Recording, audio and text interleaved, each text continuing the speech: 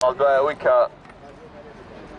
تازیب و ئەشکەنجە و ناخۆشیان کرد بە قورگی خۆی و هاوڵەکانیان،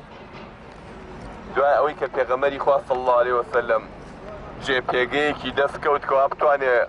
هاوڕێ موسڵمانەکانی بۆ بنێرێت کە ئەوی شاری مەدینە بوو لە دوای 13 دانە ساڵ لە ناخۆشی خوای گەورە دەروی خێری لێکردنەوە، فەرمانی بۆ هاو لەلایەن خوای گەورەوە کەوا خۆی و هاوڵەکانی هیجرەتکەن لە مەکەوە بۆ مەدینە. پێغەمبەری خوا صلی الله علیه وسلم یەک و دوو سێ و چوار بە جەماعەت هاوڵەکان چۆن بۆیان بلوایە بە دزیەوە بە شەو ئەیناردن بەرەو شاری مەدینە، هەتا وای لێ هاوهەر هەمیان تەقریبەن تێپەڕین و ڕۆشن و گەیشتن. ئاخر کەس خۆی مابەوە ئەبوبەکر دوو-سێ جار ڕوخسەتی وەرگرت، یا ڕەسوڵڵا من بڕۆموتی نەئتۆ پەلەمەکە جارێ. ئەبوبەکر مابووە لەگەڵ عەلیە ڕەزا و ڕەحمەتی خوای لێبێ. عەلی ئامۆزای مناڵێکی گەنجی تازە پێگەیشتوو بوو. پێغەمبەری خوا صلی الله علیه وسلم پێوتی عەلی لە جێگاکەی من بمێنەرەوە،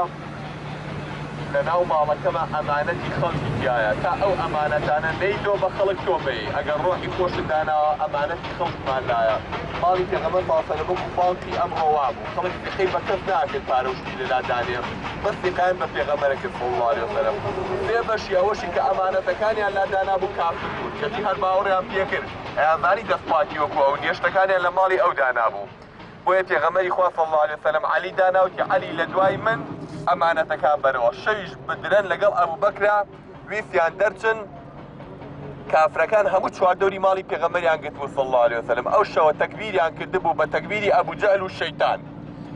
تەکبیریان کردبوو 40 کوڕ هەڵبژێرن هەر یەکەی لە عەشرەتێک و لە خێڵێک بە یەک جا بیکەن بە سنگی پێغەمبەرا صلی الله علیه وسلم شمشێرەکانیان، بۆی خوێنەکەی دابەش ببێ بەسەر هەر هەمیانەوە کەس نەتوانێت دژمنایەتی هەموو عەشرەتەکان بکە. پێغەمبەری خوا صلی الله علیه وسلم کە زانی چواردەوری ماڵەکەی گیراوە، کاتێک کە هاتە دەرەوە لە ماڵچنگی خۆڵی هەڵگرت و ئاوا پەخشی کردەوەتی شاهەتی الوجوه،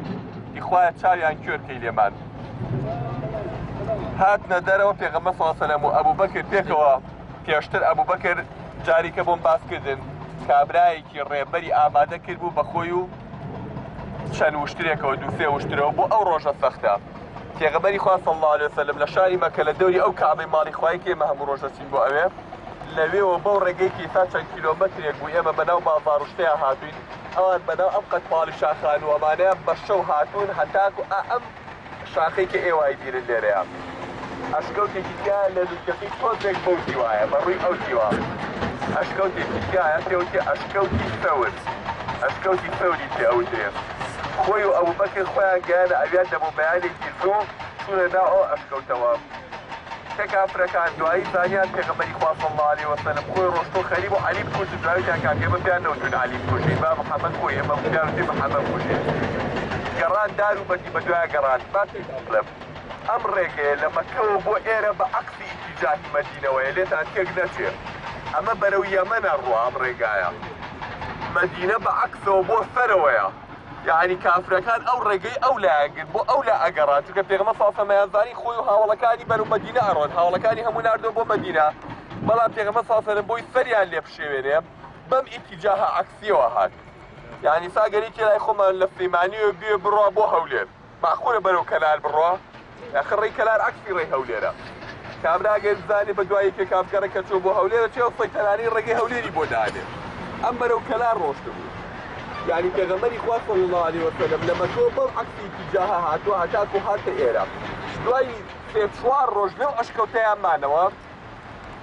کچێکی ئەبوبەکر ناوی ئەسما بوو کە 10 ساڵ لە خاتوو عایشە گەورەترە. ئەسما شوانیە کرد، مەڕووماڵاتەکانە هێنا بە ناوی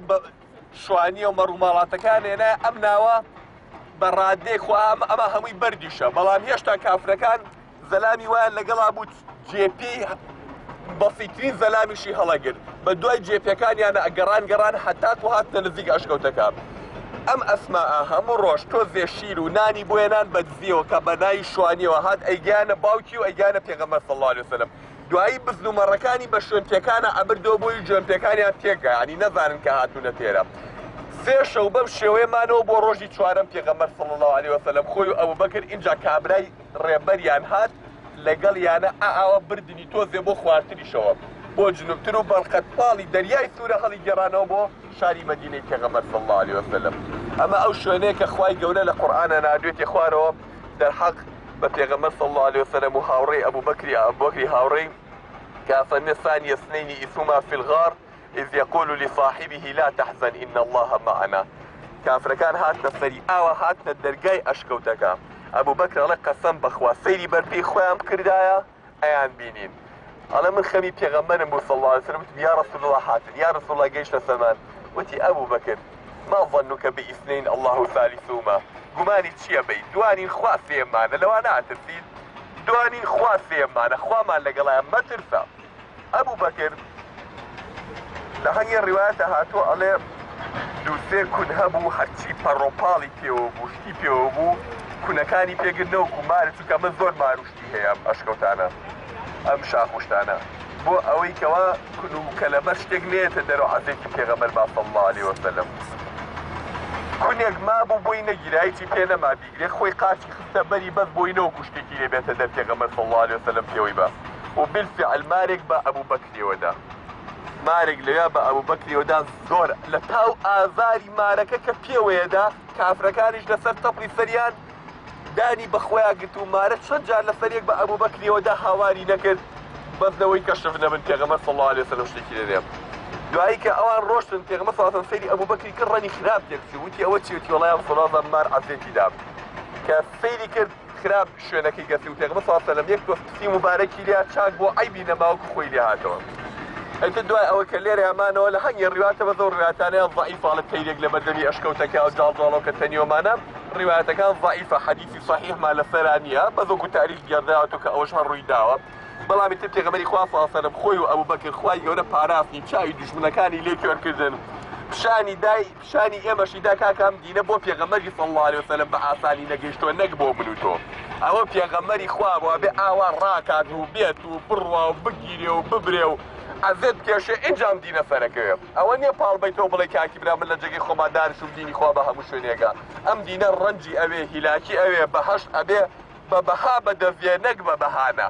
بەهاش دەبێ بەهای بۆ سەرفکەی ئەبێ قیمەتی پێبەی ئەبێ هەوڵی بۆ بەی ژیانی بۆ سەرفکەی ئینجا خوای گەورە ئەیدا ئەو تا بە پێغەمبەری داوە فاسەر مەگەر ئیسلام بە دوعایەکی خێر سەرکەوتایە بۆ پێغەمبەرە بوو صلی الله عليه وسلم بەڵام تا پێغەمبەری نازدار سەڵات و سەلامی خوای لەسەر بێت تووشی ئەم هەموو ناخۆشی و ئەشکەنجەیە بووە لە پێناوی گیانی ئەو دینەیە ئێمەش دەبێت شوێنکەوتەی ئەو بین ئینشاءالله ئەمەتان لەبیر بێت